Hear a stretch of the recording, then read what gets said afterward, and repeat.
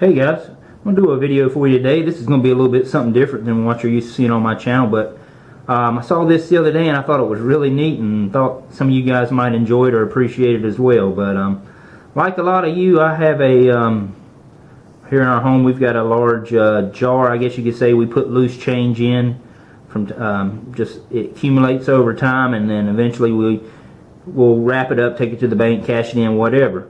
But the other day was going through the change jar and saw something very strange, very odd, never seen before.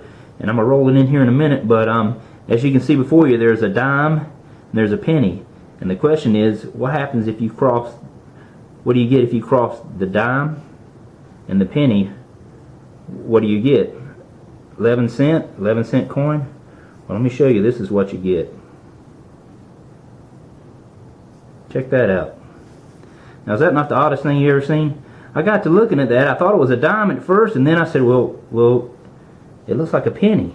Or it's got penny characteristics, as you can see. The Lincoln Memorial. Let me turn it upside down there. So it has the characteristics of the dime. It's the size, the color. There's Roosevelt's head, but then it's got the Lincoln Memorial and the 1 cent written over Roosevelt's head there. And I thought, man, that is freaky looking. Never seen nothing like that. But got to looking at it and researching it. On this side it's not quite as good, but essentially what you got is the you got Lincoln with part of the dime, I don't know if you can see it, over his head, all the design, but it's kind of a mix match, but just very odd.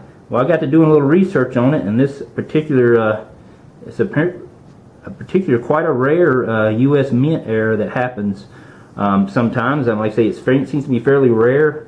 And but essentially, what happens is it's when a coin that's been previously struck, say this dime, for example, this dime somehow got into the hopper that was carrying the blanks to make pennies. I don't know how the U.S. mint works, if they use the same hopper to transport the blanks and the coins and whatever. What happens is previously struck dime somehow got mixed up in the penny blanks. So when they fill the vat full of the blanks, this dime was in there, and so when it fell into the slot to be pressed into a penny, well, the dime fell in and they pressed a penny on top of the previously pressed and dime, and this is the result. It's called a double denomination, is what the actual official term for this type of mint error is, a double denomination. And essentially that's what it is.